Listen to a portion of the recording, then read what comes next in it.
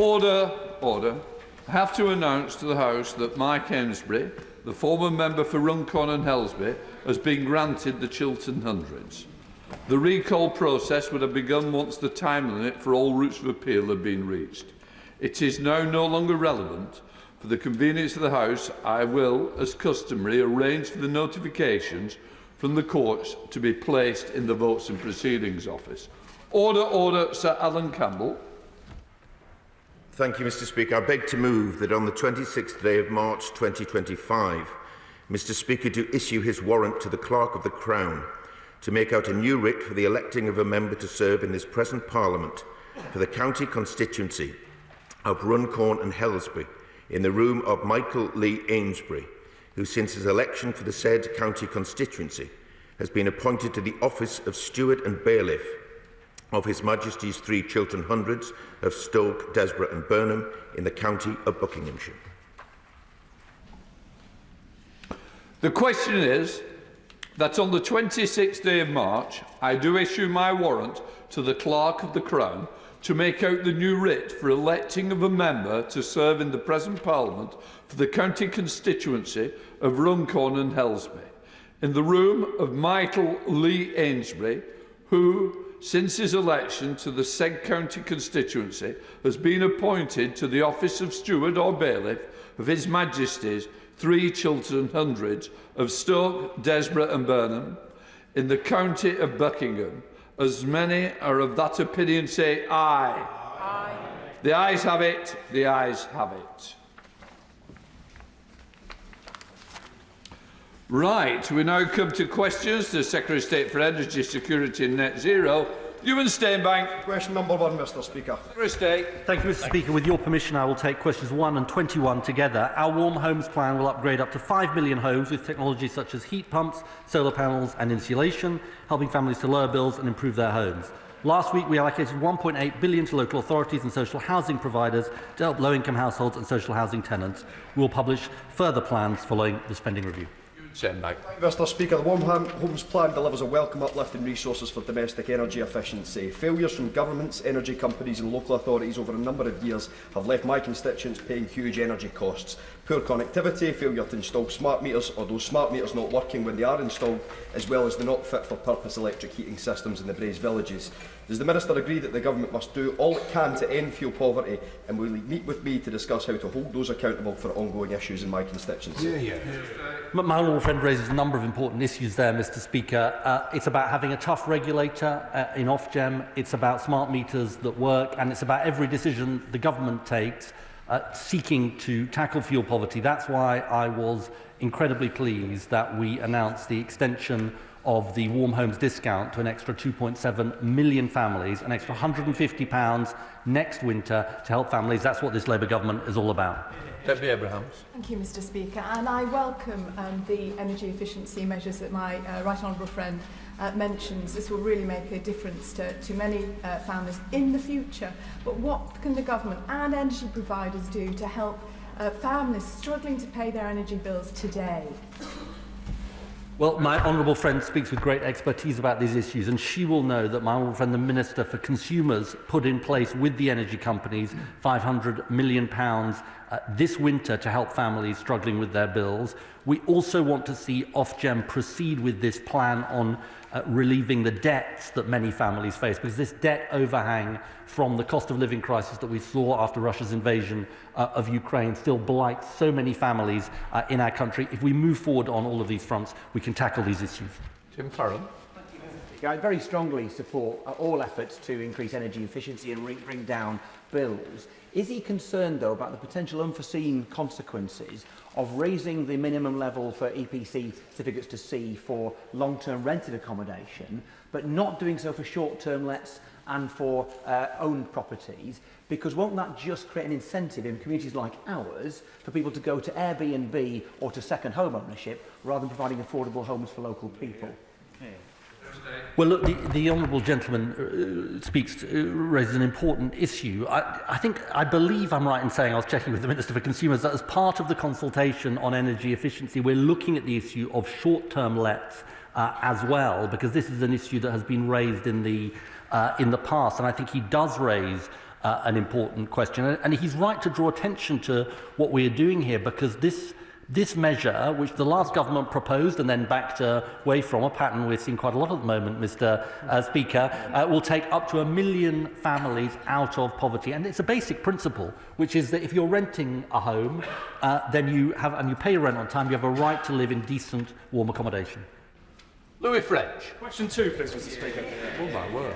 The wheels are up. Good morning, Mr. Speaker. With permission, I'll answer questions 2 and 7 together. Our clean power mission will end our dependence on volatile fossil fuel markets, giving the British people the energy security they deserve and driving jobs and investment into our communities. We're already seeing the impact of the clean energy transition, with thousands of jobs being created across the country in CCUS, hydrogen and offshore wind, and more nationally significant solar power being approved in 8 months than the previous government managed in 14 years. Louis French. Thank you, Mr. Speaker. The London Power Tunnels project has been a positive story locally in Bexley, as National Grid has worked with the community to minimise disruption with a plan to restore the site. However, the Labour government's planning reforms have now led developers to propose too extensive industrial battery storage facility on a nature conservation area and farmland locally in Bexley, which do not meet fire safety guidance. Whilst we need infrastructure, does the Minister agree that weakening greenbelt protections against residents' wishes and damaging nature in the process to meet Labour's unrealistic grid targets will result in bad developments in inappropriate places? Well, I'm glad he draws attention to the London Power Tunnels. Both my right honourable friend, the Secretary of State, and I have visited recently. They are a fantastic example of engineering and what we can achieve if we set ambitious targets in this area. I would disagree with them gently on the wider point, though, which is that we are going to have to build infrastructure across the country in order to get the benefits of the renewable energy that we're generating. Battery storage is important for that. Of course, communities have a voice through the planning system. It would be wrong for me to comment on individual applications.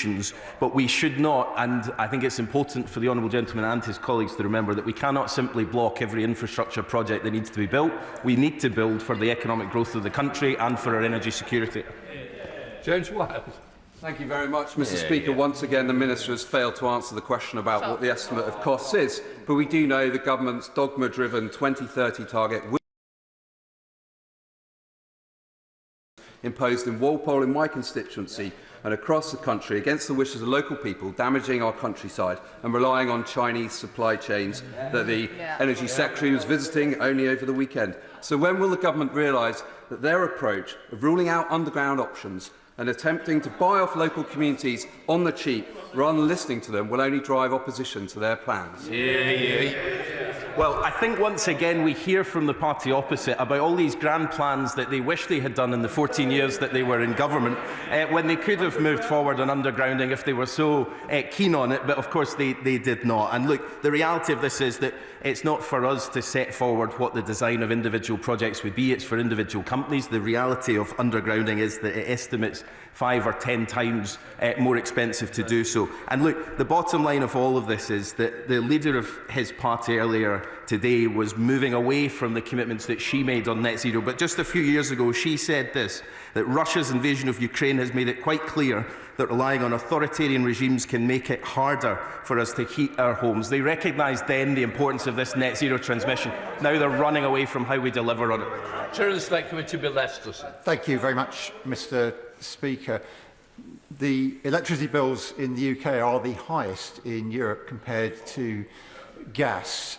Evidence of the Select Committee suggests that the government is absolutely right to reduce their reliance on fossil fuels, and it's a shame that some members opposite have abandoned an evidence-informed approach to policy making. But can the Minister confirm whether the government is considering rebalancing the infrastructure levies on our energy bills as a way of reducing those electricity bills and as in the immediate future and as a down payment towards 2030 and beyond?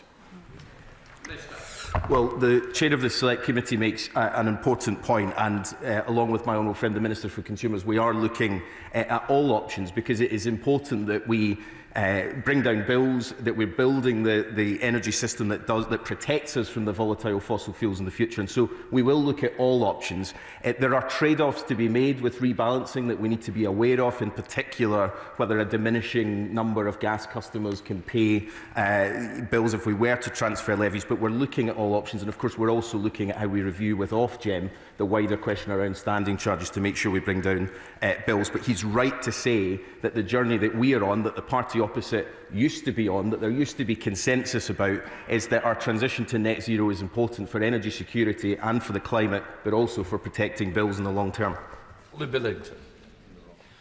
Thank you, Mr. Speaker. The Minister is clearly aware of the foolhardy decision by the opposition to abandon the political consensus on net zero.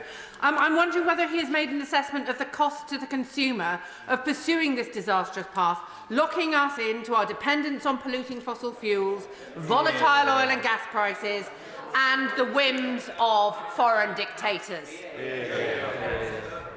Well, my honourable friend is absolutely right, of course, and it is important for us to recognise that where once there was consensus in this country on how we tackle the climate crisis, but also crucially how we deliver the economic and industrial advantage, that consensus today seems to have splintered by the party opposite. And of course it was only 2 years ago that the leader of that party made, I think, a very important point, and I agree with her very strongly here, when she said, if we get our strategy wrong, we risk being left on the back foot as other countries seize the advantage. Well, the party opposite now wishes us to be in the back foot. We are determined that we will drive forward because it is the best policy for consumers, for our economic growth and for energy security. Shadow Minister Nick Timothy. Thank you, Mr. Speaker. The government's rush to decarbonise the grid means more hidden costs, more curtailment payments, more balancing payments, more subsidy and a higher carbon price. So can the Minister guarantee for the remainder of this Parliament that our carbon price will remain lower than the European price? Well, I think the honourable gentleman knows more than anyone, actually, about the previous work that the previous Prime Minister Theresa May did in this area, the work that, of course, his party is now moving away from quite rapidly. They were right then. And look, the truth of this whole question is that the only way for us to bring down bills, deliver economic growth and, yes, absolutely, tackle the economic opportunity of the future is for us to be on this journey together. That is something that the party opposite used to strongly believe in. We will continue in this path because it is the right thing for the country to do. Timothy. That was a long-winded answer, Mr. Speaker, but he didn't actually address the question.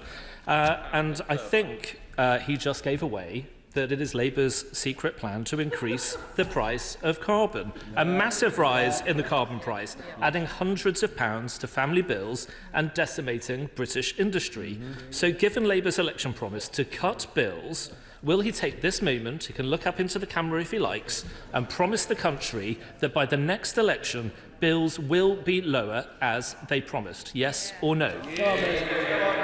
Well, I think, never mind long-winded answers, that was a very long-winded question, and I have not revealed any secret plans, but I think the party opposite have revealed their not-so-secret plan today, and I can tell the country it's just as disappointing as the one they rejected 7 months ago. We have been very clear that our commitment is to bring down bills. We are determined to deliver on that, but unlike the party opposite that left consumers right across this country exposed to volatile fossil fuels, where Bills is quite right to point up, bills went up and up and up when his party was in government.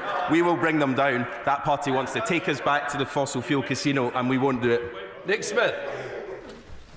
Number 3, please, Mr. Speaker. Minister. With your permission, Mr. Speaker, I will answer questions 3, 5 and 11 together. This Labour government has ended the historic injustice of the mine workers' pension, and at the end of November last year, the first uprated payments for the pension scheme landed for over 100,000 miners and their families. This is an average increase of 32% on their monthly payments, or an average additional £28 a week. Nick Smith.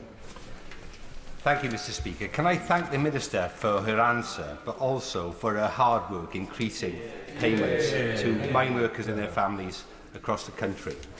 After digging for coal for many years, 1,600 miners and their families have received an uplift of nearly £30 a week in my constituency in Blaenau Gwent and Rumney. However, progress is needed still on the staff superannuation scheme. Now, the trustees of this scheme confirmed to me that the average age of pensioner members is 76.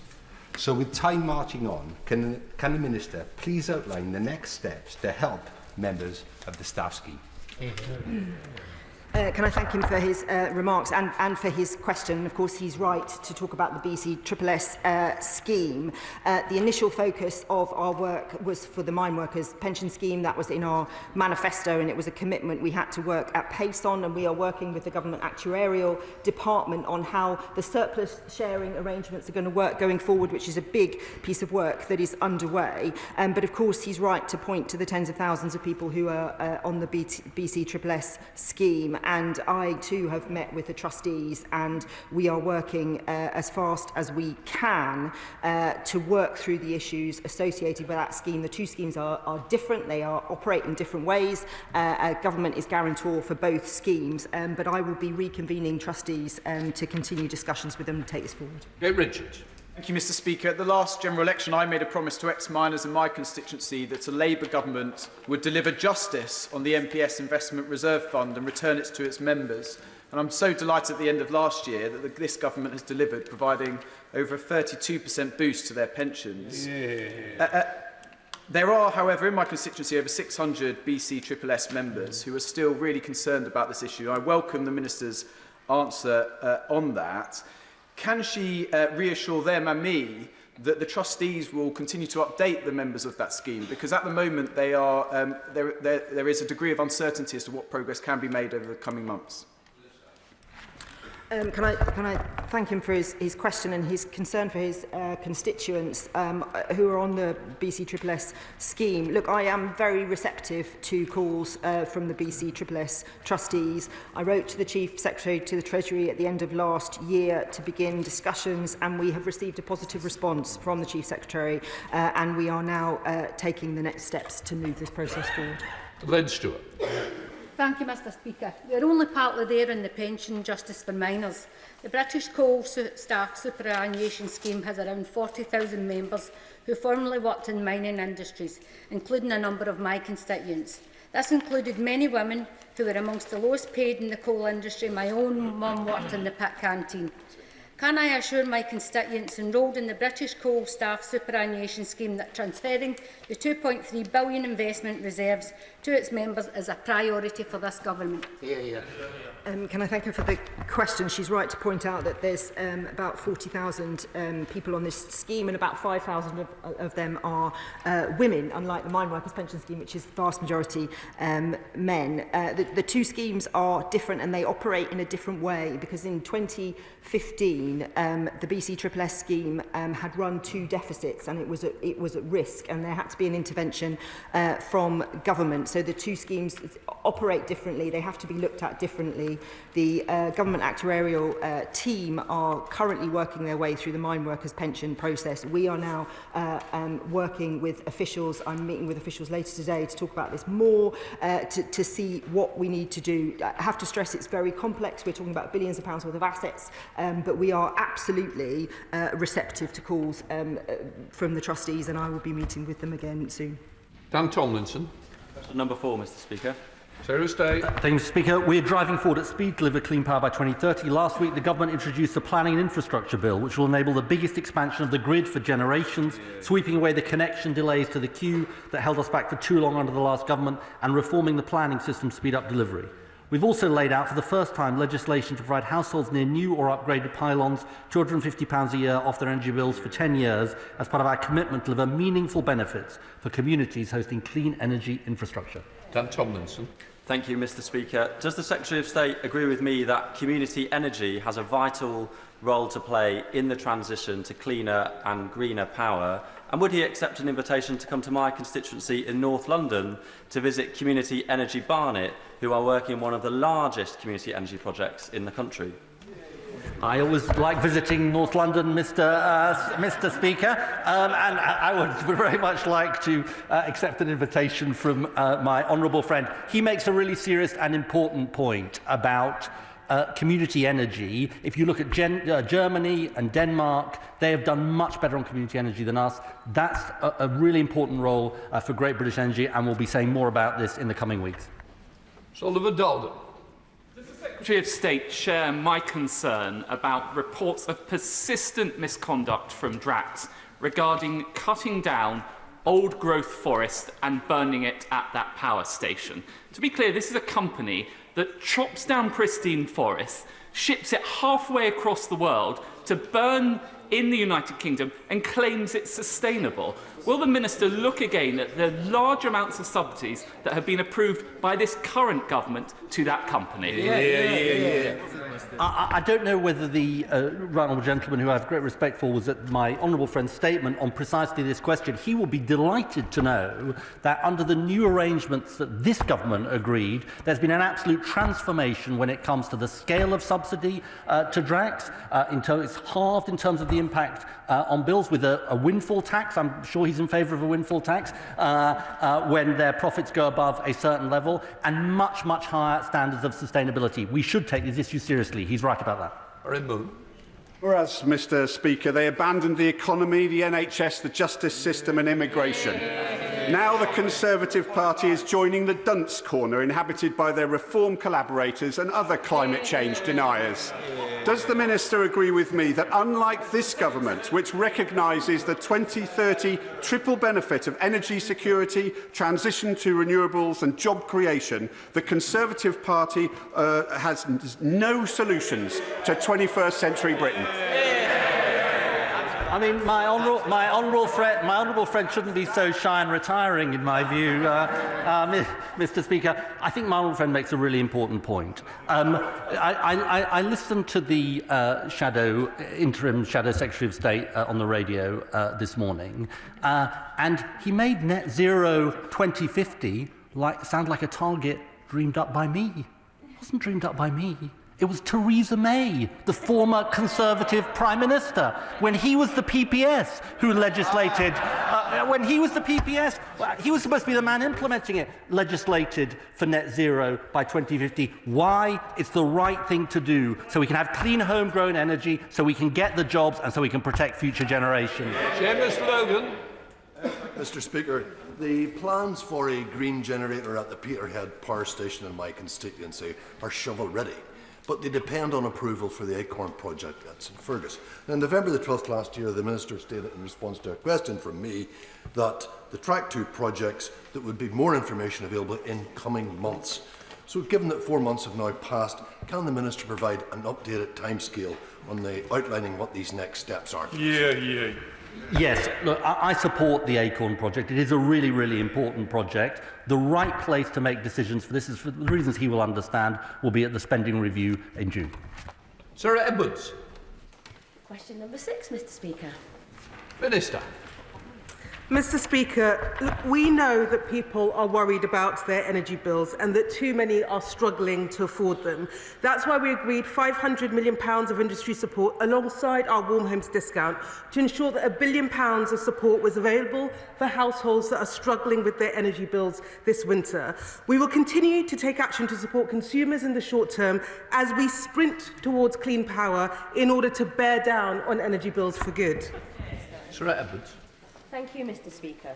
In my constituency, a local hospitality business's energy provider, E.ON, has behaved appallingly, back-billing and incorrectly billing, leaving them nearly bankrupt. Whilst I welcome the new expanded remit of the Energy Ombudsman, we need to ensure that they have the capacity and the powers to protect businesses. Would the Minister meet with me to discuss this case, and can they outline what the government is doing to ensure that our local businesses are not driven to bankruptcy by outrageous behaviour of energy suppliers? Mr. Speaker, I'm happy to meet with my honourable friend to discuss this case, but let me be very clear about this. There are clear rules in place to protect consumers from unfair back billing, and energy companies must comply with these rules. I've met with Energy UK, the industry body, and Ofgem in order to reinforce our expectation that if rules are not complied with, Ofgem will take enforcement action. But look, there is a broader point, Mr. Speaker, which is that we have to ensure that the energy market is working for consumers and is fair. And that's why we're reviewing Ofgem to ensure that it has the mandate, the duties, the powers, including the Energy Ombudsman, in order to be an effective and strong consumer champion.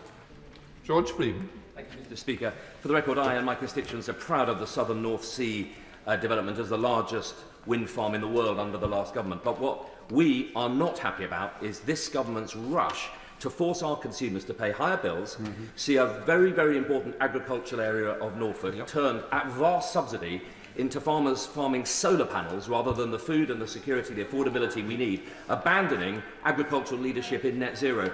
Can she reassure my consumers that £250 is an adequate compensation for higher bills and the defoliation of a large part of Norfolk in her rush for ill-thought-out net zero targets set in London without any consideration of local people? Mr. Speaker, the last few years have shown us why we must absolutely break our reliance on global fossil fuel markets. Under that government's watch, energy prices spiralled, and it's consumers across the countries that were paying the price. Now, that is a reality that side of the party is happy with and was happy to contend with. It is not a reality that we think is tenable. So we will sprint to clean power, because that is the route by which we determine and achieve energy security for the country and financial security for family finances. We are on the right side of history. We are on the side of consumers. They are deluded. Chris Webb. Thank you, Mr. Speaker. In Blackpool, we have over 250 charities doing incredible work supporting people with mental health, getting back to work, but also cost of living. But too many tell me week in, week out, they can't afford to pay the bills. Can I ask the Minister what conversations she's had with the energy companies about supporting these charities, and will she agree with me, to meet with me to discuss this important issue? My honourable friend is absolutely right. Charities and third sector organisations play an absolutely vital role in getting support to households that we know are struggling with bills. Part of the reason why we thought it was so important to agree that £500 million of industry support is to make sure that we were getting additional support to households. We are also consulting on extending our warm homes discount to 2.7 million households, so that over 6 million people will be getting help. And we will work with the energy sector to make sure that we are using the vital network of charities in order to get that support to the households that need it. Richard Tash. Thank you, Mr. Speaker. The price of gas is some 20% lower than it was at the beginning of this year, and yet the Secretary of State promised the bills would come down. So can the Secretary of State confirm when will the bills come down for consumers compared to the fact they're going up by 6% on the 1st of April? Mr. Speaker, I would encourage the honourable gentleman to check his facts. The price cap went up, which was disappointing for families, and the reason it went up was because of the spike in wholesale prices. It is because of our reliance on global fossil fuel prices. I will say it incredibly slowly for him so he can understand. It is because of our reliance on global fossil fuel markets. That is why we must break that reliance. We have to wean ourselves off this roller coaster of price spikes and price falls that is harming consumers across the country. The sprint to clean power will achieve that. It's a shame that he cannot see that. The Minister, John Morrison. Thank you, Mr. Speaker. Consumers are concerned about the rising energy cap. What will the Secretary of State do to further strengthen existing energy schemes and initiate new schemes? And will this include delivering the £300 reduction in energy bills that the party opposite promised for the general election? Mr. Speaker, we know that households are struggling with bills. We know that households are worried with bills. That's why we are doing everything that we can to bear down on bills. We are doing it not just because it's a manifesto commitment, but absolutely because it matters to households across the country.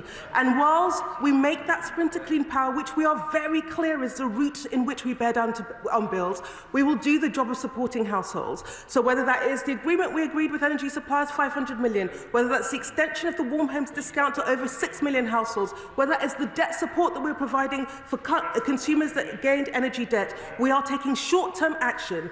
But let me be clear, the way we get ourselves out of this bind is to deliver clean power for consumers across the country. I'll pick that up.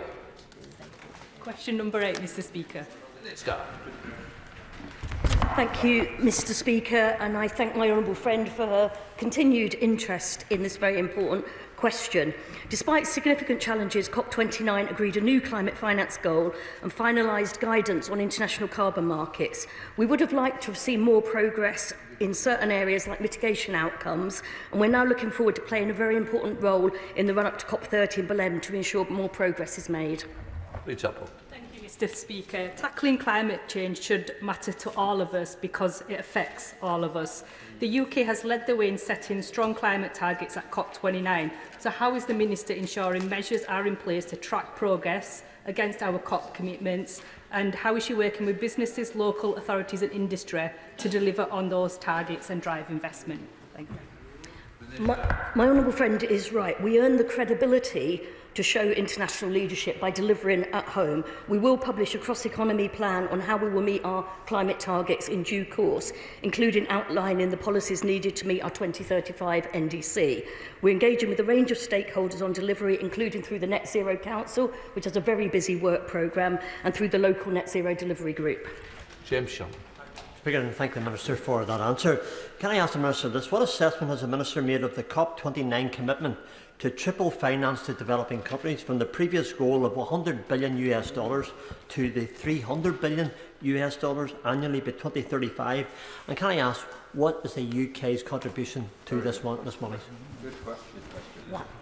Always a pleasure to answer questions from the honourable member. We do remain committed to international climate finance and to the new climate finance goal agreed at COP29, and the level of the UK's contribution will be considered as part of the spending review. We'll be looking at how we can maximise investment from the private sector. Matthew Patrick. Question number 9, please, Mr. Speaker. With your permission, Mr. Speaker, I'll answer 9 and 19 together. The $21.7 billion of funding we committed to in October will kickstart the CCUS industry, supporting thousands of jobs in our industrial heartlands through the East Coast and High Net clusters. We continue to engage with important future projects such as Acorn in Scotland and Viking in the Humber, and will make further announcements following the spending review. Matthew Patrick. I thank my friend for his answer. He will recognise that Merseyside is a clean energy pioneer, a hub of carbon capture and hydrogen technology. The climate emergency is the challenge of our generation, and it will only be met through the collective endeavour of communities across our country, including mine in Wirral West. Can he set out how the government is supporting our communities to deliver good local energy projects?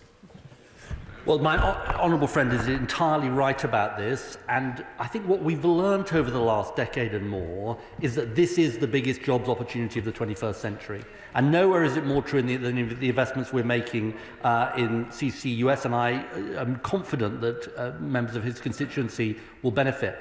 And the context of this, Mr. Speaker, is this, which is the CBI came out with a very important report a couple of weeks ago, and it showed that the net zero economy grew 3 times faster than the economy as a whole last year. And the whole House should let that sink in, because what that tells you is that if you turn your back on the net zero economy, you turn your back on business, you turn your back on jobs, and you turn your back on investment. Richard Baker. Thank you, Mr. Speaker. Does my right honourable friend agree there is huge potential for carbon capture and storage to play a key role in our green energy ambitions for Scotland? And as we look towards the spending review, does he agree the Acorn project presents an excellent and efficient opportunity to invest in CCUS and to reduce the carbon impacts of industries across Scotland, as it will repurpose existing pipelines? Well, look, I congratulate my honourable friend, who is a fantastic advocate for this project, and we are hugely supportive of the Acorn project. Track 1 projects were agreed in the budget last year at a fiscal event, a fiscal moment, and the work we are currently doing in government is to look at these projects for the next phase, if you like, of the spending review, which will come in June. But I don't think anyone is in any doubt about the potential value of the Acorn project, not just to Scotland, but the whole of the United Kingdom. Sir Roger Gale. Thank you, Mr. Speaker. Mr. Speaker, nobody who cares about the future of our children and our grandchildren would gainsay the importance of carbon capture. But does the Secretary of State not understand that he's undermining that good work by, notwithstanding his answer to my right honourable friend, continuing to subsidise the Drax power station, which is cutting down forests in Canada, turning the wood into pellets, shipping it thousands of miles across the Atlantic to burn here? It makes a nonsense of what he's trying to achieve. I don't agree with the honourable gentleman, for whom I have great respect. The thing I would say to him is this, that the situation we inherited from the last government meant that we had to look at issues of security of supply and issues of how we got the best deal for bill payers. And that's what we did, and that's why we made the statement we did on Drax. For the longer term, he is absolutely right that we need to move away from unabated biomass, and we need to look at all of the possibilities that we can have to ensure that we move towards net zero, and that is what this government is doing. Yes, Brownfellow. Mr. Speaker, will the Secretary of State join me in congratulating the 6 students from Bourne Community College that came to Westminster yesterday to present their report on the future of hydrogen storage as a net zero approach to aviation? And does he agree with me that students engaging with STEM are actually really excited by the potential of clean power and carbon capture, and properly funding STEM in our schools will provide us with the next generation of scientists and engineers to help us achieve these goals? I warmly join the Honourable Lady in congratulating the 6 students that she mentioned from her constituency, and I'm sure that I speak for all members of the House that when we meet young people who are engaged in the potential of clean energy technology to transform our country and our world, it is just an incredibly important reminder both about the potential this has in terms of jobs, but also our duties to those future generations. Democrat spokesperson Edward Brother. Thank you, Mr. Speaker. The IPPC has made clear that by 2050 we need to be removing 10 billion tonnes of carbon from the atmosphere every year if we're to stand a chance of keeping below the 1.5 degree target. It's clear that carbon removal, and not just carbon capture and storage, will play a critical role if we want to avoid a climate disaster. In the face of the party to my right once again embracing climate denialism, what steps will the government be taking to support the research, development and deployment of carbon removal technologies, ensuring that British companies become leaders in this emerging sector? Well, I can thank the honourable gentleman for his question. I can tell him that my honourable friend, the Minister for Industry, did a round table with a whole range of industry voices on this precise topic last week. He is right about this, and you know there is scepticism about CCS in some parts of academia and others. All of the evidence I've seen is from the Climate Change Committee, the IPCC and others, the IEA, is that CCS technology has a crucial role to play in something like 20% of emissions, but he's also right that carbon removal, if you like, is the sort of next stage of that journey, and that is something my department is heavily engaged in. Andrew Snowden. Question number 10, please, Mr. Speaker. Minister. Thank you, Mr. Speaker. With permission, I'll answer questions 10, 13 and 17 together. Nuclear power is at the heart of our mission to make Britain a clean energy superpower, not just providing energy security, but driving billions in investment and creating thousands of highly skilled jobs. Great British Nuclear is on track to make final decisions in its small modular reactor competition this spring, while a final investment decision on Sizewell C will be made in the spending review. Thank you very much, Mr. Speaker. Whether one agrees with the government's net zero targets or not, it will not be able to achieve it without the significant role that nuclear energy will play in that, which is why I was delighted that the Prime Minister and the Secretary of State chose to launch their nuclear strategy in my constituency. I can only assume my invite was lost in the post. But a key part of that is the nuclear fuel strategy in the nuclear fuel industry in this country. Because as we've seen from aggressive actions from Russia and other countries that have pushed Western commercial providers out or have dominated elements of the nuclear fuel enrichment and manufacturing market, it is ever more important for our national security that we develop that whole life cycle nuclear fuel production. So as part of the strategy, when will the government be announcing the concrete steps they will be taking to improve the whole life cycle of manufacturing of nuclear power?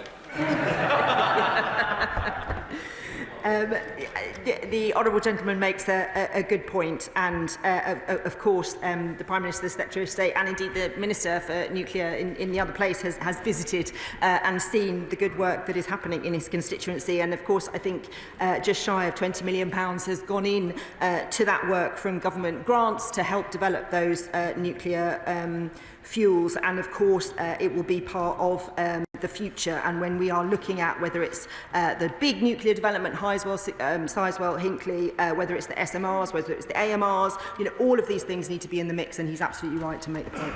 Smith. Many of my constituents were pleased to see the extension of Heysham 1 and 2 late last year, and they'd like to see those long-term jobs for the future in the nuclear industry created in the North West. Does the Minister agree with me that it's thanks to this Labour government that we are ending the legacy of no new nuclear being built that we saw under the last government? I completely agree with my honourable friend. The party opposite built no new nuclear in 14 years. Small modular reactors will bring energy efficiency and economic growth to many parts of this country, and under the current law, each new reactor design is classed as... I agree with my honourable friend. We are working at pace, and we will make sure that we have the answer on the SMRs shortly. We will have the answer on Sizewell in the spending review, and of course the future has to have a big part of nuclear in it. Peter Prinsley. Thank you, Mr. Speaker. So, small modular reactors, as the Minister says, will play an important part in delivering clean, cheap and secure energy across this country. However, current rules require that any reactor has to apply for regulatory justification, as if nuclear power was an entirely new practice instead of an existing one. So this delays reactors getting online, lowering energy bills for people across the country, including Bury St Edmunds and Stowmarket, by up to 2 years. So, will the Secretary of State consider working with her Cabinet colleagues to simplify the system, recognising nuclear energy technology is an existing practice, and therefore accelerating the deployment of small modular reactors? Another adjournment. I will happily investigate this issue further that my honourable friend has raised. Of course, there's two pieces of work going on in this space. There's the draft nuclear planning policy statement, and there's the nuclear regulatory task force. But of course, we want to make things as easy and as we can, and I'm very happy to talk to him further. Blackman. Thank you, Mr. Speaker. And small modular nuclear reactors are clearly the way forward in terms of decarbonising the grid. However, constant delays have actually held this up. So when does the Minister expect to be able to announce the first one being brought into operation, and when does she expect it actually to start work? Well, I'm hoping we'll take less than the 14 years that the previous government failed to deliver anything. We will see the announcements on the first SMR in the spring, you know, of course, if anyone wants to build new nuclear in the country, our door is open to whatever they want to come and suggest. Secretary of State Andrew Buck. Mr. Speaker. On the 6th of February, the Prime Minister announced he was going to take on the blockers and build new small modular reactors. Do those blockers include those in their own government? Essential work being delayed and paused at Sellafield, possible job losses at the Nuclear Decommissioning Authority, still no certainty for Sizewell C due to a general fear in the industry that the spending review will stymie the ambitions of Great British Nuclear. Isn't it quite clear the biggest blockers to new nuclear in the UK are the Labour Treasury? I'm not sure how many times the honourable member promised that he would get to FID on Sizewell under the last government. I think at least 5 times, him and his colleagues in the House, and of course that didn't happen. And I just repeat gently that the previous government managed no new nuclear in 14 years, and the Shadow Minister himself admitted that the government had moved too slowly in getting nuclear projects off the ground. We are working at pace. We will deliver the answer to the competition in the spring. Sizewell C is also moving at pace, and we will have final answers in the spending review. We're going to run on a bit because we're really behind. We've hardly got any questions in. Annalise Midgley. Question number 12, please, Mr. Speaker. Mr. Speaker, for this government, good paying conditions for workers and the role of trade unions must be at the heart of the renewable energy sector, but this is the only route to a fair transition. Since we came to office, EDF Renewables has announced recognition agreements with 4 major trade unions. We applaud them for their decision and want others to follow suit. Through the Office for Clean Energy Jobs, we are also working with industry and trade unions to support fair pay, terms and conditions in the sector.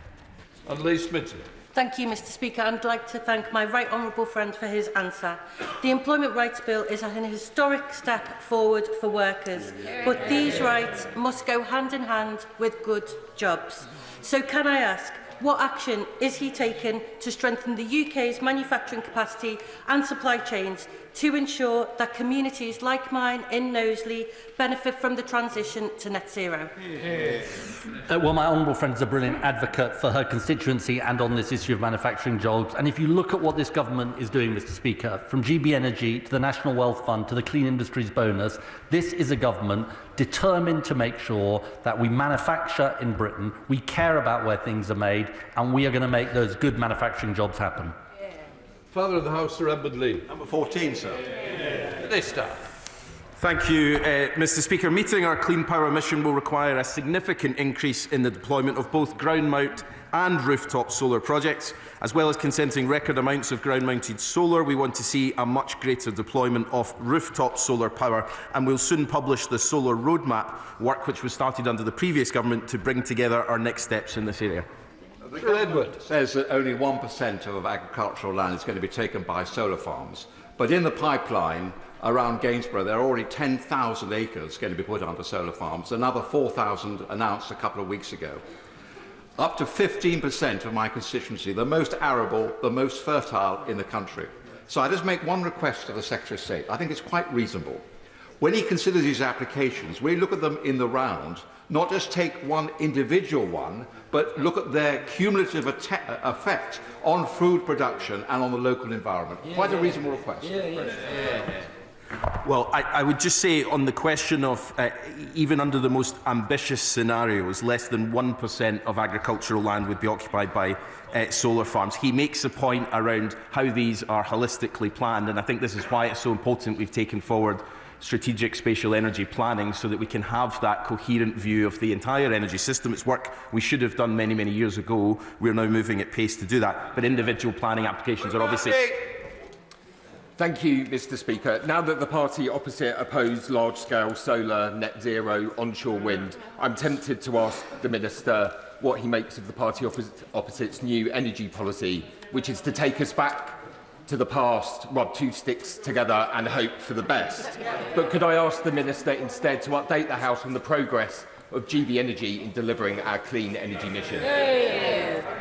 Well, I think we've rehearsed the arguments about the absolute failure of the previous government for the past 14 years, and they've just gone further back on it today. But on the question of GB Energy, I was delighted to be in Aberdeen yesterday to join the board of Great British Energy for their first board meeting. The bill will soon, we hope, complete its passage through Parliament, and then it can get on with delivering for the British people.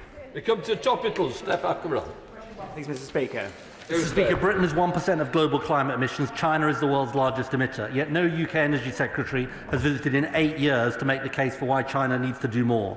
That's why I've been in Beijing making the case for climate action, because engagement, not negligence, is what fighting for Britain looks like.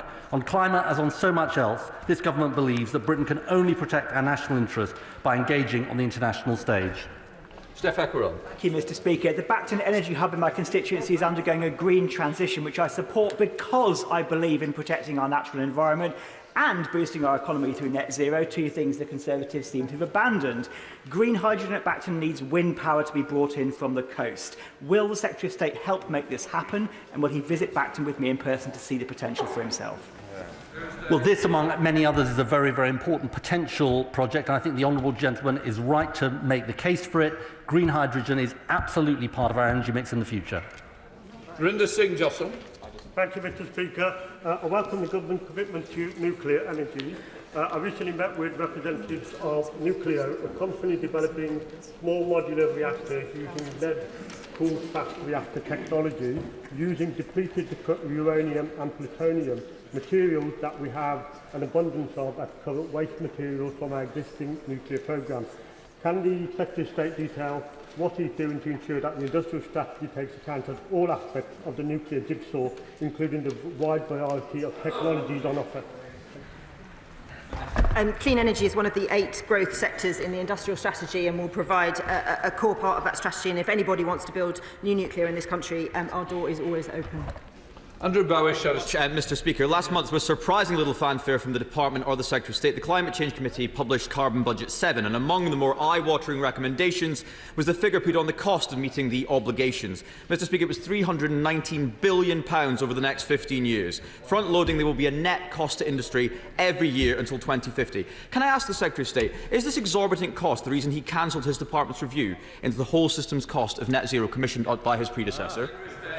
Mr. Speaker, I deeply regret the direction in which the honourable gentleman is going. I think the Climate Change Committee does incredibly important work. We will look at CB7, but the biggest cost we face as a country is we do not act on the climate crisis. That is what would leave hundreds of billions of pounds of cost to future generations.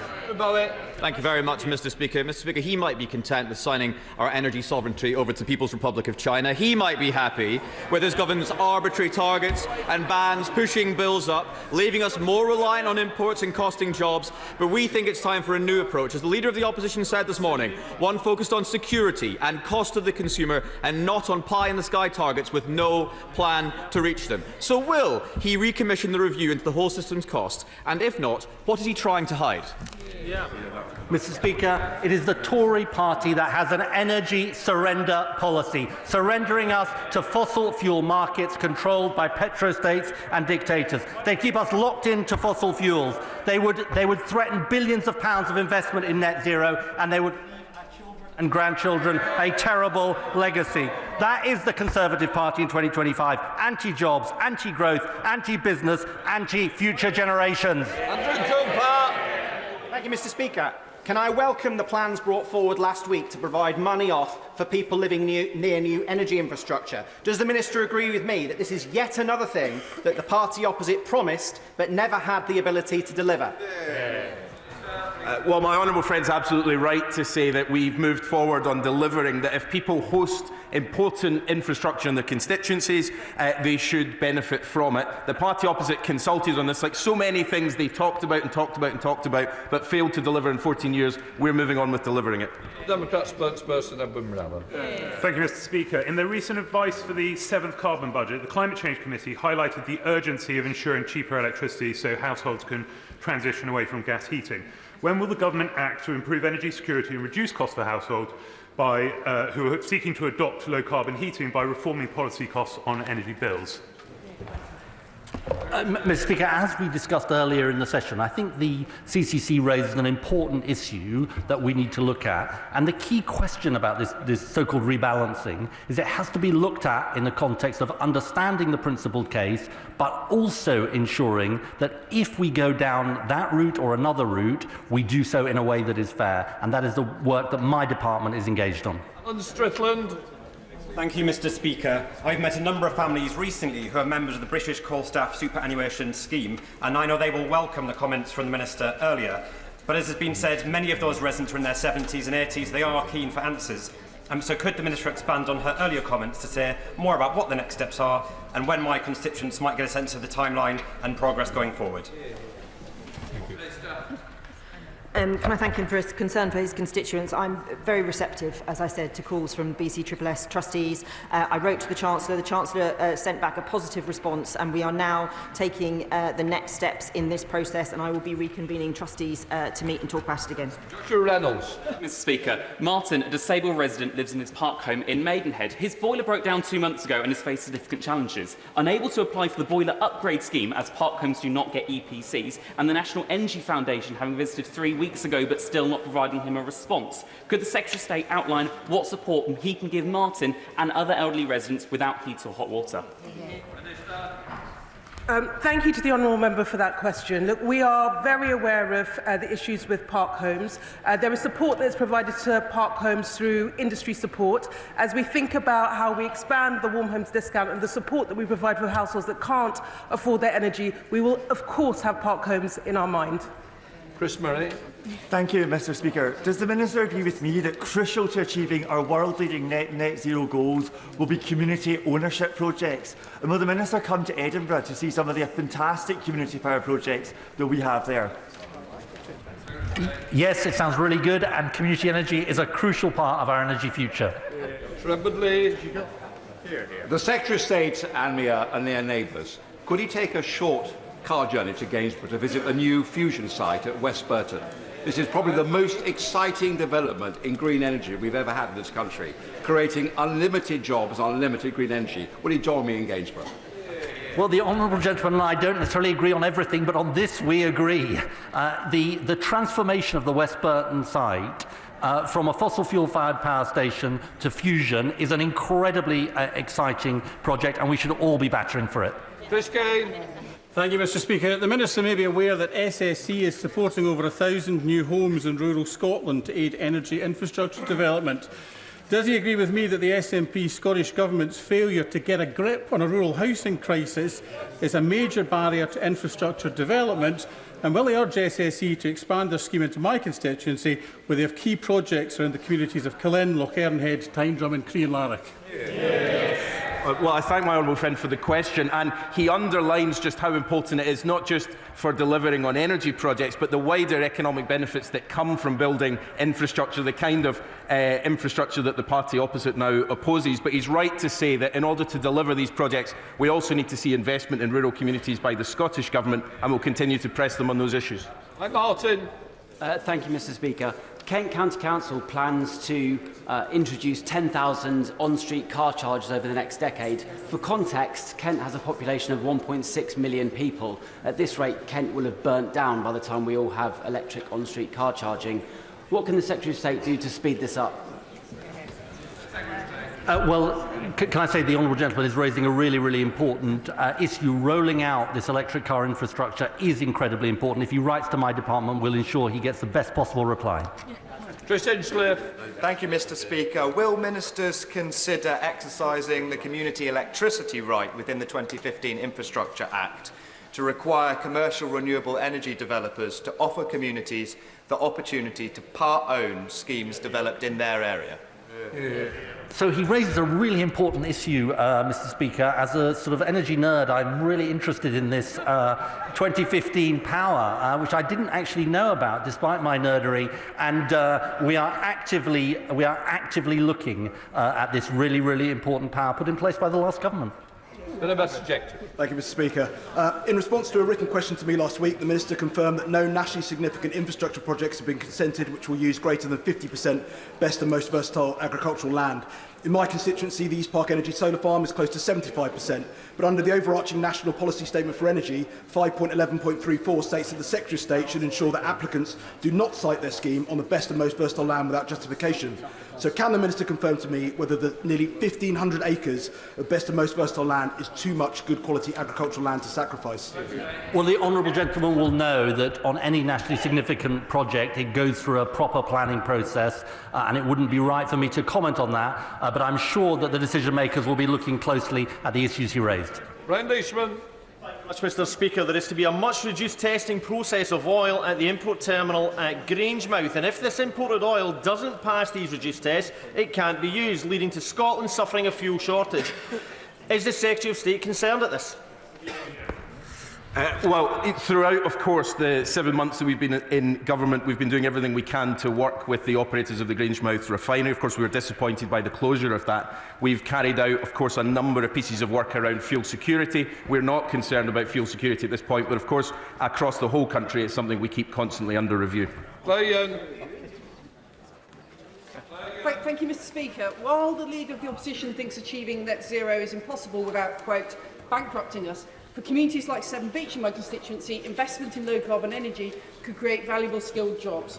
What steps will the government take to ensure that the area around the River Severn gets the investment it needs to realise its potential?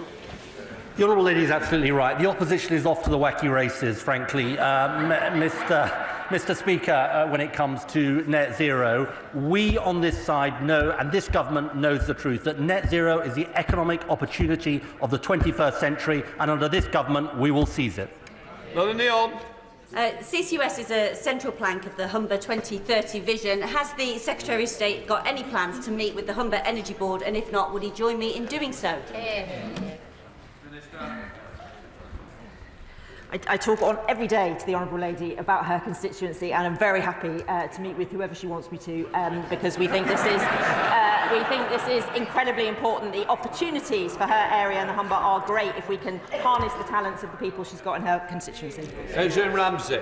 Thank you, Mr. Speaker. Requiring developers to include solar panels in all new homes and buildings would be extremely popular with the public and help deliver net zero targets. Could the Secretary of State give an update on his discussions with the Secretary of State for Housing, Communities and Local Government on including mandatory solar as part of the Future Homes Standard?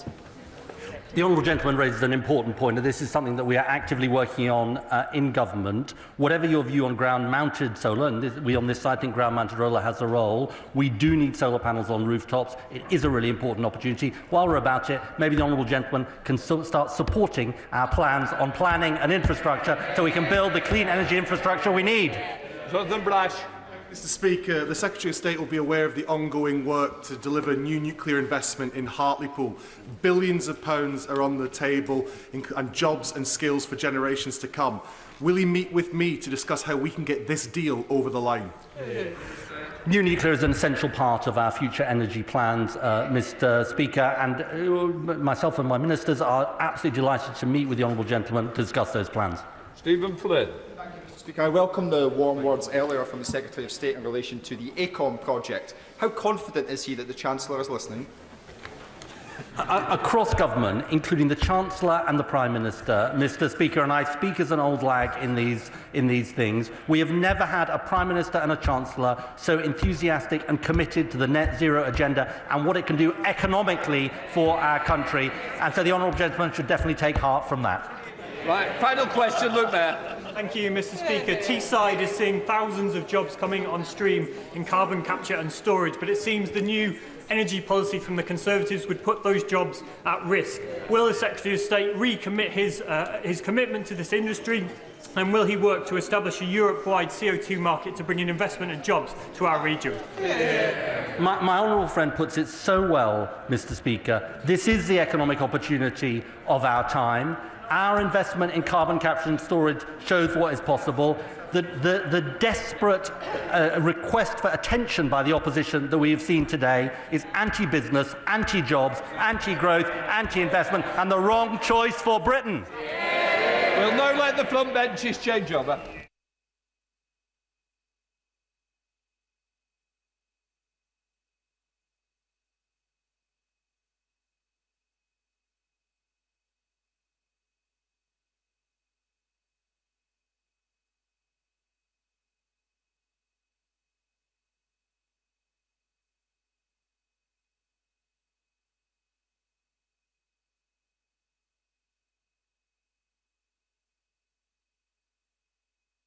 We continue proceedings. I'd like to pay tribute to John Parry Hemingway, the last surviving Battle of Britain pilot, who died yesterday at the age of 105. Mr. Hemingway was a teenager when he joined the RAF during the Second World War. At the age of 21, when he was a fighter pilot in the Battle of Britain. A 3-month air campaign in 1940 to protect the southern part of England and British shipping from large-scale assault by the Luftwaffe. There is no doubt that the courage and overwhelming sense of duty by the RAF pilots, like Mr Hemingway, helped end the Second World War and allowed us the freedoms we enjoy today. Order, order. We now must come to the statement. Secretary of State for Works and Pensions, Liz Kendall. Mr Speaker, this government is ambitious for our people and our country. And we believe that unleashing the talents of the British people is the key to our future success. But the social security system we inherited from the Conservatives is failing the very people it is supposed to help and holding our country back. The facts speak for themselves. 1 in 10 people of working age now claiming a sickness or disability benefit. Almost 1 million young people not in education, employment or training. That's 1 in 8 of all our young people. 2.8 million out of work due to long-term sickness.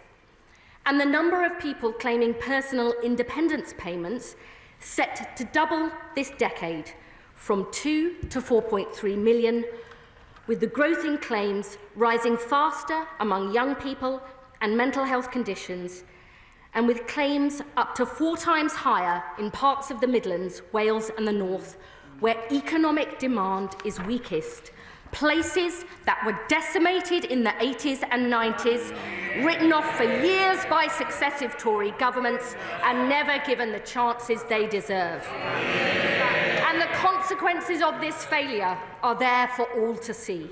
Millions of people who could work, trapped on benefits, denied the income, hope, dignity and self-respect that we know good work brings.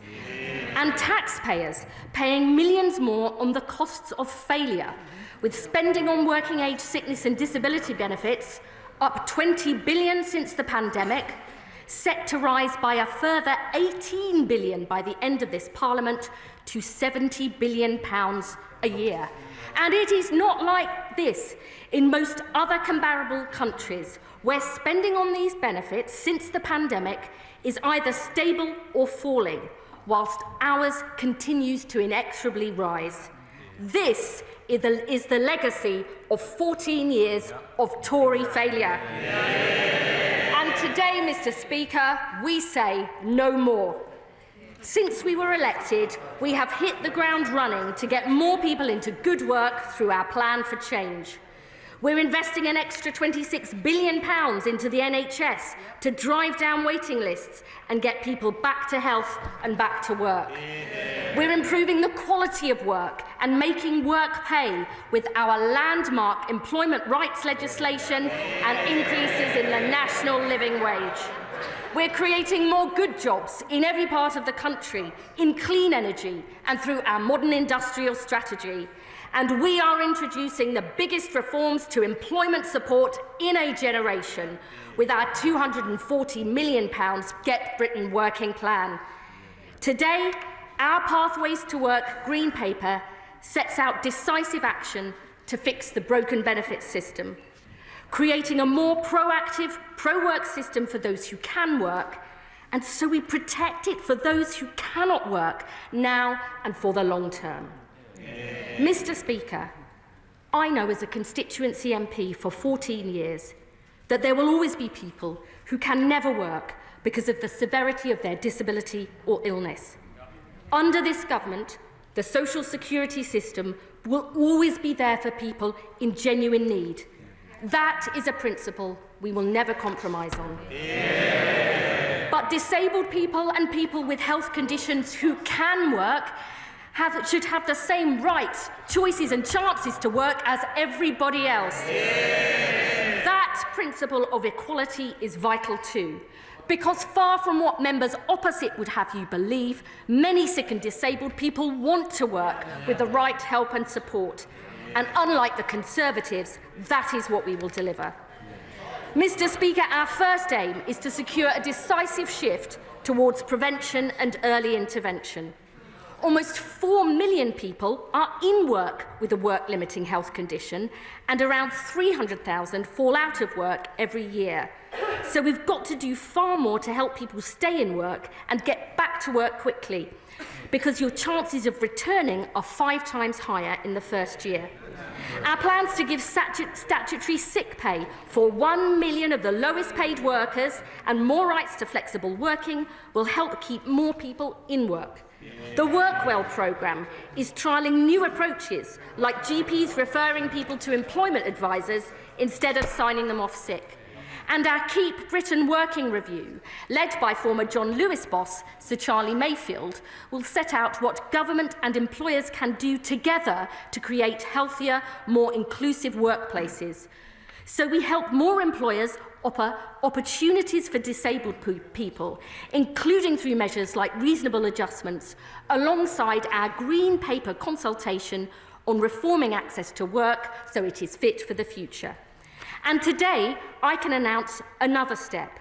Our Green Paper will consult on a major reform of contributory benefits, merging contributions-based job seekers allowance and employment support allowance into a new time-limited unemployment insurance paid at a higher rate without having to prove you cannot work in order to get it. So if you have paid into the system, you'll get stronger income protection while we help you get back on track. Our second objective is to restore trust and fairness in the benefits system by fixing the broken assessment process and tackling the perverse incentives that drive people into welfare dependency. Now, members on this side of the House have long argued that the work capability assessment is not fit for purpose. Going through the WCA is complex, time-consuming and often stressful for claimants, especially if they also have to go through the PIP assessment. And more fundamentally, it's based on a binary can-can't work divide, when we know the truth is that many people's physical and mental health conditions fluctuate. The consultation on the Conservatives' discredited WCA proposals was ruled unlawful by the courts. So today I can announce we will not go ahead with their proposals. Instead, we will scrap the WCA in 2028. In future, extra financial support for health conditions in universal credit will be available solely through the PIP assessment. So extra income is based on the impact of someone's health condition or disability, not on their capacity to work, reducing the number of assessments that people have to go through, and a vital step towards de-risking work. And, Mr. Speaker, we will do more by legislating for a right to try, guaranteeing that work in and of itself will never lead to a benefit reassessment, giving people the confidence to take the plunge and try work without the fear this will put their benefits at risk. Mr. Speaker, we will also tackle the perverse financial incentives that the party opposite created, which actively encourage people into welfare dependency. The Tories ran down the value of the Universal Credit Standard Allowance. As a result, the health top-up is now worth double the standard allowance at more than £400 a month. And in 2017, they took away extra financial help for the group of people who could prepare for work. So we're left with a binary assessment of can or can't work and a clear financial incentive to define yourself as incapable of work, something the OBR, IFS and others say is a likely factor driving people onto incapacity benefits. Today, we tackle this problem head-on. We will legislate to rebalance the payments in universal credit from April next year, holding the value of the health top-up fixed in cash terms for existing claimants and reducing it for new claimants, with an additional premium for people with severe lifelong conditions that mean that they will never work, to give them the financial security they deserve. And alongside this, Mr. Speaker, we will bring in a permanent, above inflation rise to the standard allowance in universal credit for the first time ever. A £775 annual increase in cash terms by 2029-30 and a decisive step to tackle the perverse incentives in the system. We will also fix the failing system of reassessments. The Conservatives failed to switch reassessments back on after the pandemic, so they're down by more than 2/3, with face-to-face assessments going from 7 in 10 to only 1 in 10. We will turn these reassessments back on at scale and shift the focus back to doing more face-to-face, and we will ensure they are recorded as standard to give confidence to claimants and taxpayers that they're being done properly. And, Mr. Speaker, I can also announce for people on universal credit with the most severe disabilities and health conditions that will never improve, we want to ensure that they are never reassessed to give them the confidence and dignity they deserve. And we will fundamentally overhaul the DWP's safeguarding approach to make sure all our processes and training are of the highest quality, so we protect and support the most vulnerable people. Mr. Speaker, alongside these changes, we will also reform disability benefits, so they focus support on those in greatest need and to ensure the social security system lasts for the long term into the future. Social and demographic change means more people are now living with a disability, but the increase in disability benefits is double the rate of increasing prevalence of working-age disability in the country, with claims amongst young people up 150%, for mental health conditions up 190%, and claims for learning difficulties up over 400%, according to the IFS. Every day, there are more than 1,000 new PIP awards. That's the equivalent of adding a population the size of Leicester every single year. Mr. Speaker, that is not sustainable long-term, above all for the people who depend on this support.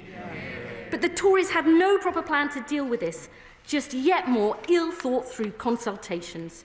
So today I can announce this government will not bring in the Tory proposals for vouchers, because disabled people should have choice and control over their lives.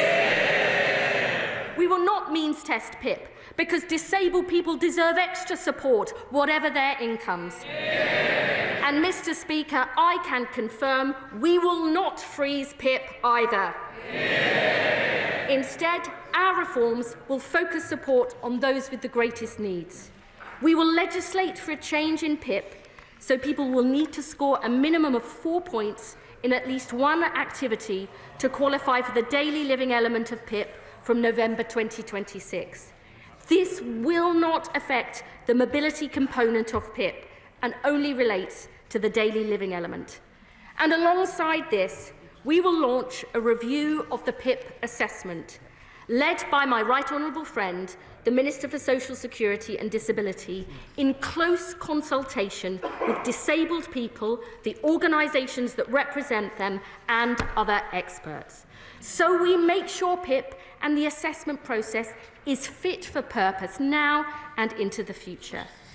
And, Mr. Speaker, this is a significant reform package that is expected to save over £5 billion in 2029-30, and the OBR will set out their final assessment of the costings next week. Our third and final objective is to deliver personalised support to sick and disabled people who can work to get the jobs they need and deserve. We know from the last Labour government and our new deals for disabled people, young people and the long-term unemployed, the difference that proper employment support can make. And more recent evidence from the Work Choice programme and additional work coach time shows support can make a significant difference in the number of people getting work, keeping work and improving their mental health and well-being too. This Labour government believes that an active state can transform people's lives. We know this because we have done it before. So today I can announce we will invest an additional £1 billion a year for employment support, with the aim of guaranteeing high-quality, tailored and personalised support to help people on a pathway to work. The largest ever investment in opportunities to work for sick and disabled people. And alongside this, for those on the UC Health top-up, we will bring in an expectation to engage and a new support conversation to talk about people's goals and aspirations, combined with an offer of personalised health skills and employment support. And because being out of work or training when you're young is so damaging for your future prospects, we will go further. In addition to funding our youth guarantee through the £240 million Get Britain working plan, we will consult on delaying access to the health top-up in universal credit until someone is aged 22, with the savings reinvested into work support and training opportunities, so every young person is earning or learning and on a pathway to success. Mr. Speaker, the Conservatives left a broken benefits system that's failing the people who depend on it and our country as a whole.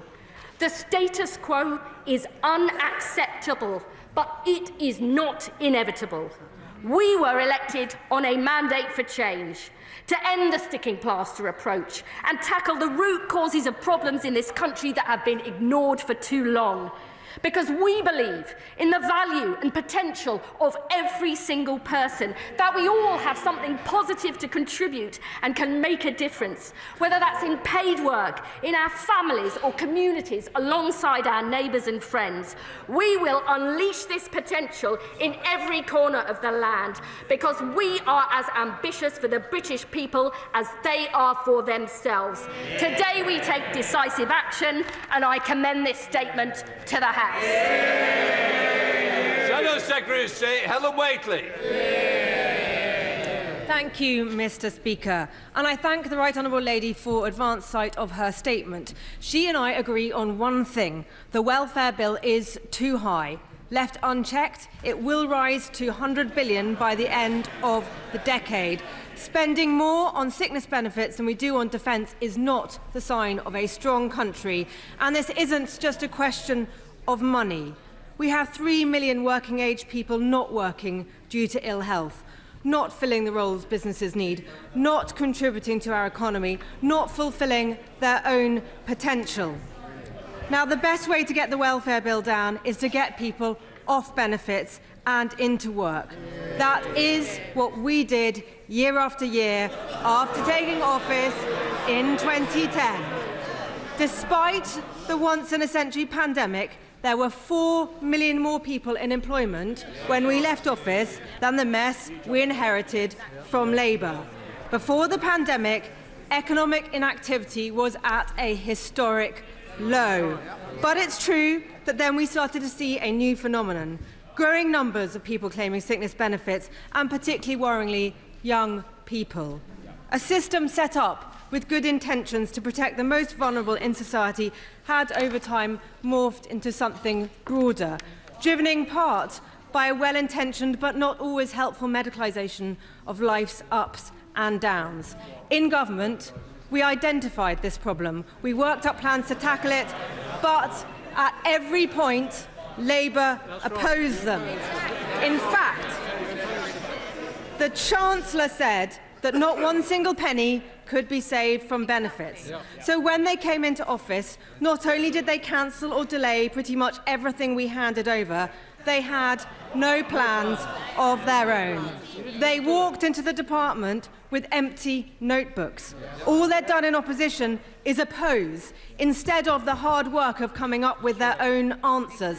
That's why the country has had to wait another 8 months for this announcement. And in that time, taxpayers have shelled out £7 billion in extra sickness benefits. Nearly 500,000 people have been signed off sick. In fact, 60 people were signed onto sickness benefits while the Right Honourable Lady was talking. Nonetheless, I have been looking forward to hearing what she would announce today, and which of the many things briefed out to the media her spinning policy wheel would eventually land on. Governing is hard.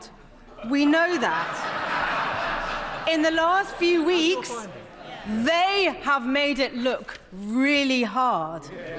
But nothing compared to how hard life can be for a severely disabled person. Somebody for whom getting up, getting dressed, getting breakfast, things most of us here found easy to do this morning, they find hard, if not impossible. For some people, the last few weeks has been deeply frightening. They will be glad for the uncertainty to finally be at an end. Mr. Speaker, I can genuinely say that I want the Right Honourable Lady to succeed, and I welcome her commitment today to increase the number of reassessments and that more of these will be taking place face-to-face and recorded. I welcome the investment in employment support for disabled people. And of course, I welcome her re-announcing a host of things that we were doing in government.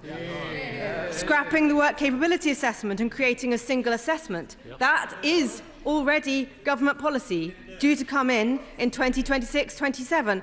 Her big idea seems to be to delay this until 2028. Merging New Style JSA and ESA into a new time-limited higher rate, a proposal we worked up in government.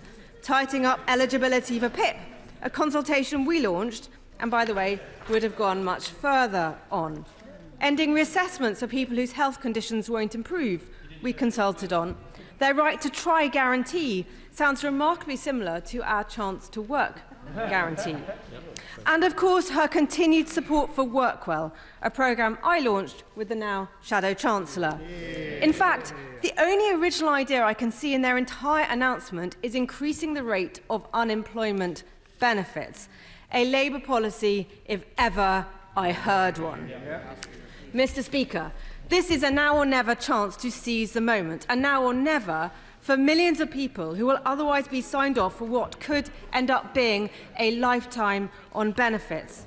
But this announcement today leaves me with more questions than answers.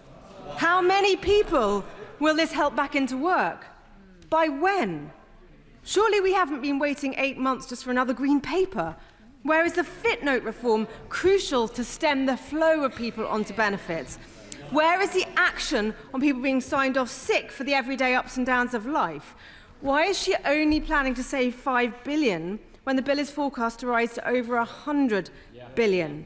And do the savings she's announcing today include the $5 billion savings we had already agreed with the OBR for reforming the work capability assessment? Because if so, she has made virtually no savings of her own. What is the saving net of the additional expenditure planned? Fundamentally, this is too little, too late. The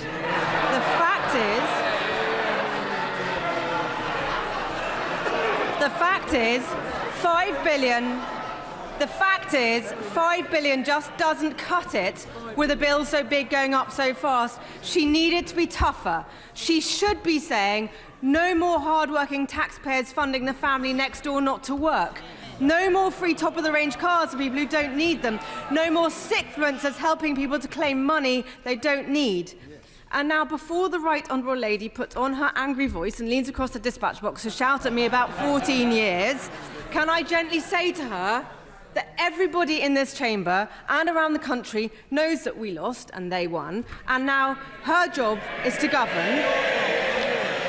and it is my job to hold her to account. Our country needs everybody who can work to work. This principle should be at the heart of our welfare system. It is good for the taxpayer, good for the economy, good for the individual and their family who benefit from the security, dignity and purpose that work brings. And it means that those who genuinely cannot work get the support they deserve. But the fact is, fewer people work under Labour. It's happened every time they've been in office, and it's already happening now. They should have taken their time in opposition to come up with some meaningful reforms. They didn't, and the country is already paying the price. Secretary of State. Thank you, Mr. Speaker. I mean, I personally like the Honourable Lady a great deal, but her entire response seemed to be railing against her own party's failings. and lamenting action her party itself failed to take. Too little, too late, it indeed will be the epitaph of the Conservative Party. One thing I do agree with is that this is a now or never moment, and I'm proud that this government is taking it, taking decisive action, ducking the challenges that have been ignored for too long. And also, I would say, Mr. Speaker, I'm not interested in being tough. This is about real people with real lives, and we have to be careful how we talk about this. I'm interested in taking the right steps to actually change the system, to transform people's lives, and crucially, to ensure that we have a social security system that lasts in future. 1 in 3 of us will have a health condition in our lifetimes. 1 in 4 of us is disabled. And unless we as a country in the welfare state, the world of work and all of our public service wake up to that fact, that welfare state that the Labour Party created will not be there for future generations, as that is what we are determined to secure. This is a substantial package of measures that will save around £5 billion by 29-30. We will have to wait till the OBR comes up with its final costings on all of this at the spring statement. But I would just leave honourable members with this. The former Chancellor George Osborne said a decade ago, governments let unemployed people get parked on disability benefits and told they would never work again. Why? Because people on disability benefits don't get counted in unemployment figures that could embarrass politicians. The Labour Party isn't embarrassed about this situation. We're ashamed of the state the Tories left the country in. We will face up to our responsibilities. It's time honourable members opposite did the same. Chair of the Select Committee, Debbie Abrahams. Thank you so much, Mr. Speaker, and I thank my right honourable friend for her statement. I absolutely agree. Our social security system isn't fit for purpose, and I think the measures, particularly in terms of increasing employment support by £1 billion a year, by increasing the standard allowance of universal credit, something unfortunately the opposition failed to do when they were in government, will be really, really positively felt. I also appreciate the difficult financial circumstances we face ourselves, and in spite of the £5 billion being said by the party opposite to be a huge figure, it's actually the largest cut in social security support since 2015. And I would put that there are alternative, more compassionate ways to balance the books rather than on the back of sick and disabled people. I absolutely fundamentally believe that my right honourable friend is on the right course, and I implore my party to try and get our reforms to bed in first before we look to making the cuts, a point that others have also made. There's so much evidence of the adverse effects that the party opposite had with the cuts in support and the restrictions in eligibility criteria when they were in government, including the deaths of vulnerable people. And we can't have a repeat of that. So I would be grateful if my honourable friend could, as a matter of urgency, publish the analysis that they've had on the impacts, particularly on mental health impacts, and also to give an outline of when we are expected to respond. Thank you. I really thank my honourable friend for her response. Let me say straight off, we will be publishing the equality impact analysis and the poverty analysis alongside the spring statement. I know that she is a lifelong champion for sick and disabled people and has rightly raised concerns, including through the Select Committee, on vital issues like safeguarding, and I look forward to receiving the Select Committee's report on that to learn from the evidence they've received. I would just say that although this package is a substantial package with those estimated savings, spending on working age, sickness and disability benefits will continue to rise over this Parliament. The last forecast was that it would continue to rise by £18 billion. It is not a cut, as the Honourable Lady has said. These are really important issues. We need to work to get this right, to make sure the proper support is in place for people, and I really do genuinely look forward to working with the Select Committee to get all these proposals right. Steve Darling, the Liberal Democrat spokesperson. Thank you, Mr. Speaker, and I would first of all like to start by thanking the Secretary of State for sharing her statement in advance. That was extremely welcome. Liberal Democrats want to see more people in work, including those with disabilities. Sadly, the significant blocker for those people getting into work is the appalling state of our health and social care system left behind by the Tories to my right in more ways than one. And we desperately need the new Labour government to drive forward with reforms that actually see an investment in our health service to improve it. The devil is in the detail of these proposals, and I do fear what we will find as we turn over rocks over the next few days, particularly for those who are most vulnerable. The Minister has described the system as a broken system.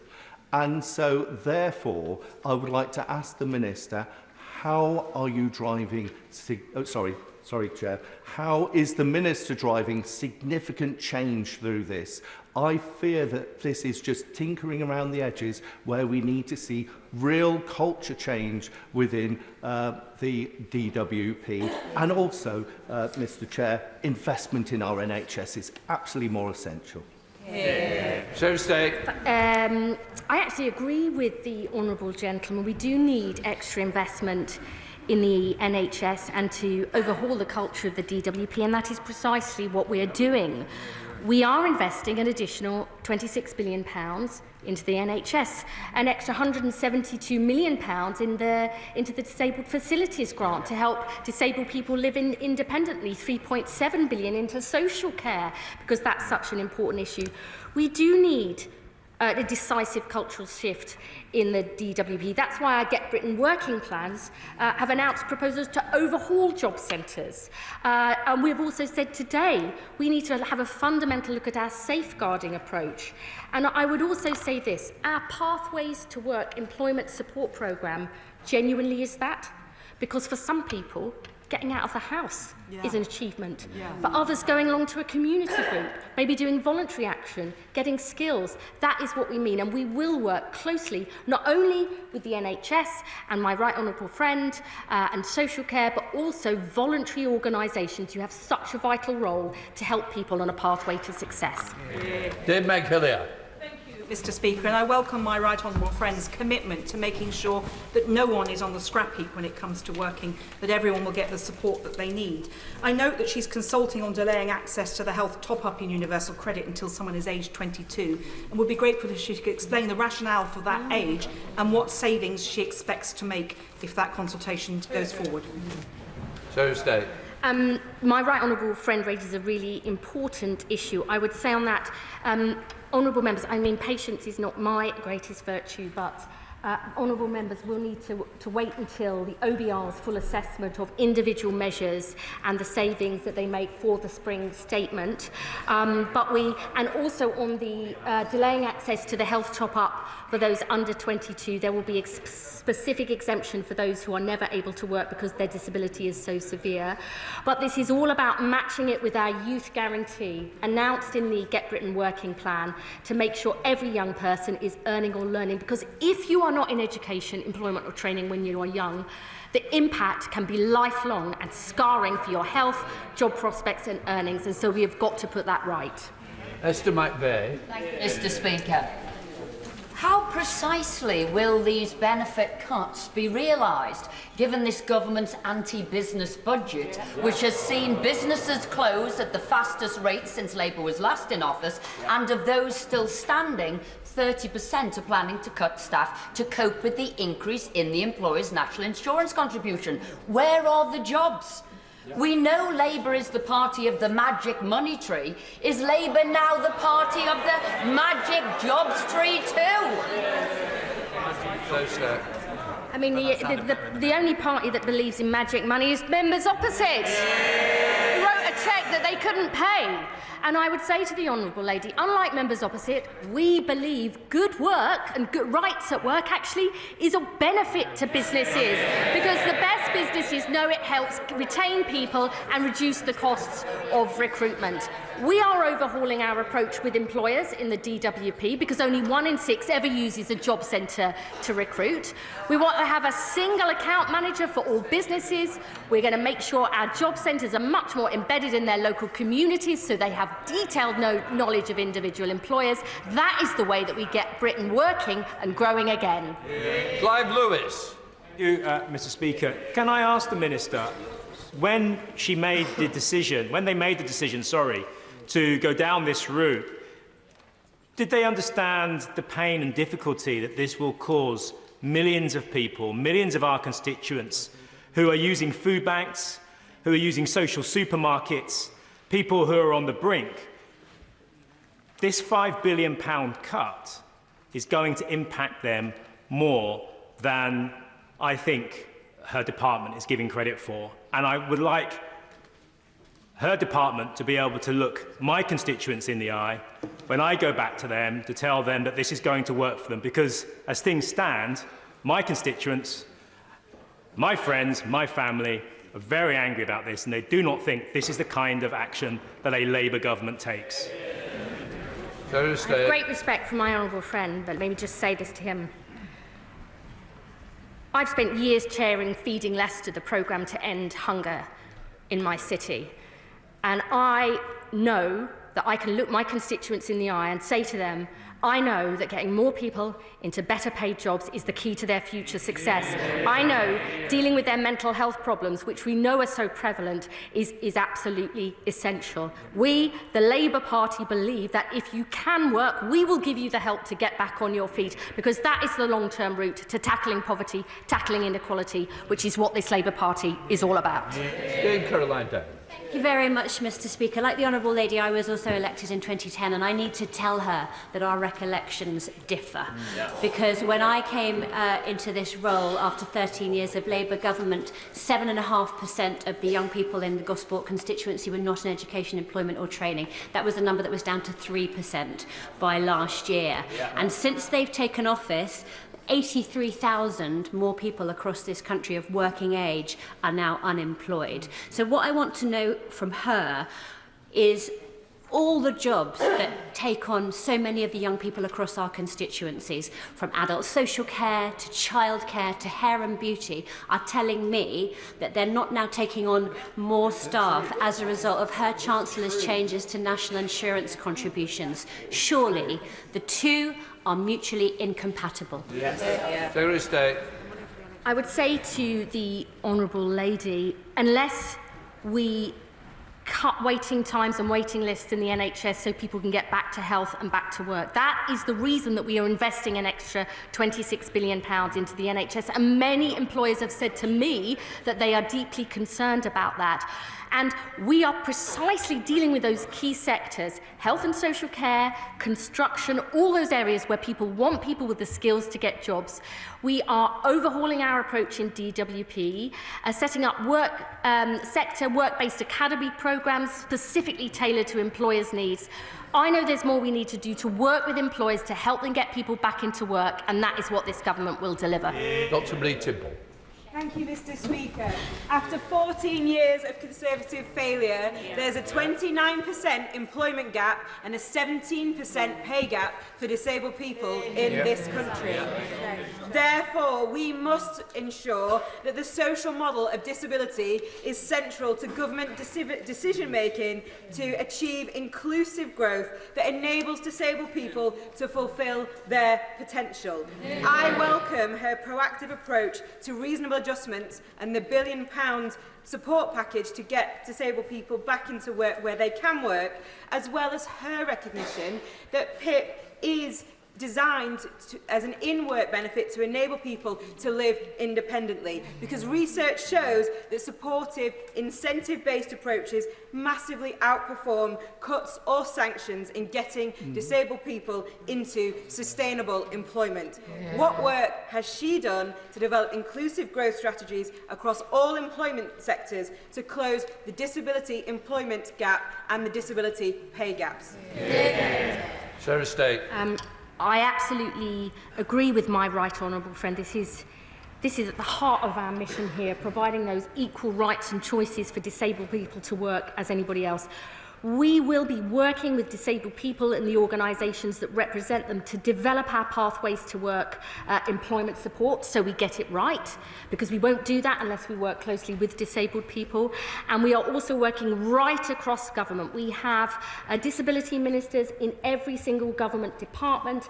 They are driving this agenda forward, and I know that my right honourable friend will give much valued advice and help to make sure we get it right in every part of this government. John Milne. Thank you, Mr. Speaker. Encouraging and enabling people back to work is a laudable aim, but how can the Minister assume £5 billion's worth of success in advance of actually rolling out the programme? Surely the right approach is to let the reforms generate savings naturally by concrete reduction in need, rather than to set an arbitrary target beforehand.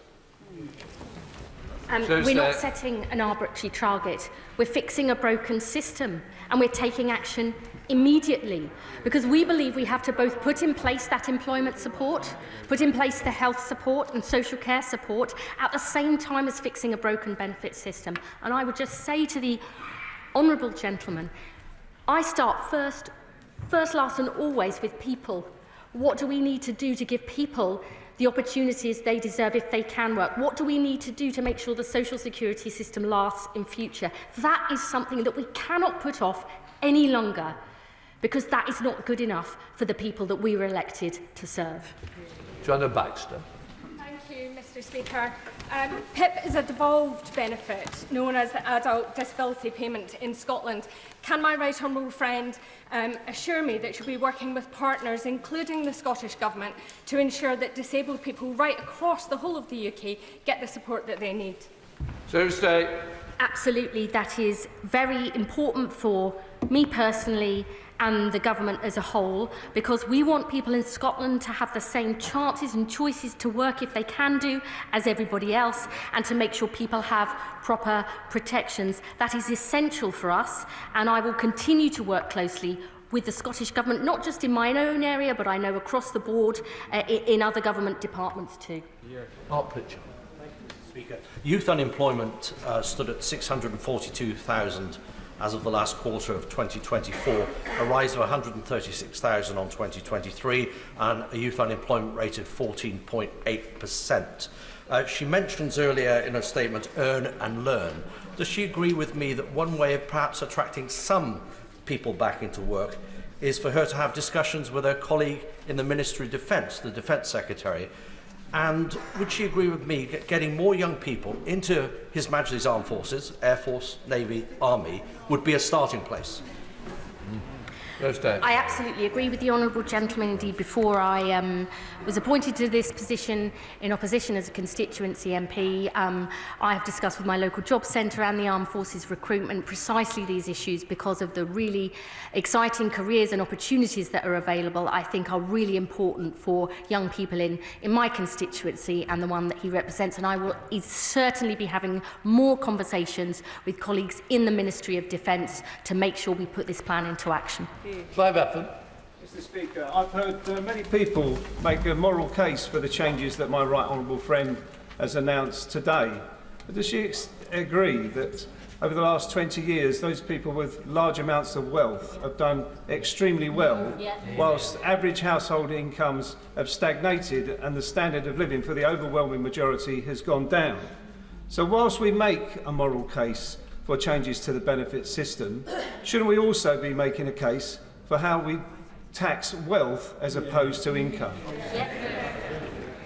My honourable friend is right that those with the broadest shoulders should bear the biggest burden, and that's why I'm very proud that we have tackled issues like closing loopholes in the non-dom tax status, why we've looked at the profits of the energy companies and many other areas. I think that is an absolute principle of this Labour Party of fairness in the tax system. Stephen Flynn.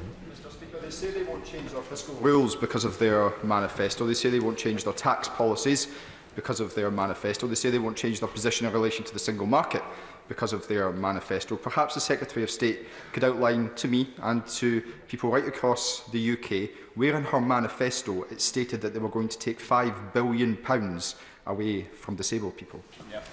I'm very happy to send a highlighted version of our manifesto to the honourable gentleman, where we said we would reform or replace the WCA. We said we'd make sure we dealt with backlogs in access to work. We said we'd make work pay. We said we'd invest more in the NHS. We said we'd improve employment rights. We said we'd create jobs in every part of the country. I'm very proud we're delivering on it. I just ask the honourable gentleman to take a look at what's happening in Scotland and their record there, because there's probably more they could do. Jill German. Thank you, Mr. Speaker. I'm delighted to hear my right honourable friend announce additional investment for high-quality, tailored and personalised support to help people on a pathway to work, and the recognition that for so many it is indeed a pathway and not just a series of referrals that just lead back to square one. So can my right honourable friend assure me that joint working with local support services like those in Clwyd North, already doing great work, will form part of this so a truly local, person-centred approach can be achieved? Yes. We won't get this right unless we draw on the huge strengths of our voluntary and community organisations. You know, I have never believed that there are hard-to-reach groups. It's just we need to change what we do. And I think there's a lot we can learn from groups like the one my honourable friend suggests, because it really is a pathway to work. I think we've got to end this false divide between those who can and can't work and understand that there are steps towards a better life, and that's what this government wants to deliver. Dr. Luke Evans. Thank you, Mr. Speaker. Two practical questions. She said she's joining job seekers allowance and employment support allowance into a new time-limited unemployment insurance. What is that time limit? And second of all, she said an expectation on people to look for work. What happens when they don't meet that expectation, and what discipline is faced if they don't take that up? The time limit is one of the things we're consulting on in the Green Paper, and I look forward to hearing his views about that. And in terms of the expectation to engage, it's actually very interesting when we have started to free up our work coach time, actually offer support on the phone, in person. Many people have come forward because we're trying to change the culture of that. Actually, I mean, the Conservatives always leap straight to a position where people refuse to get involved. Actually, we've got to change the culture, and I believe that is the way that we will get more people onto that pathway to success.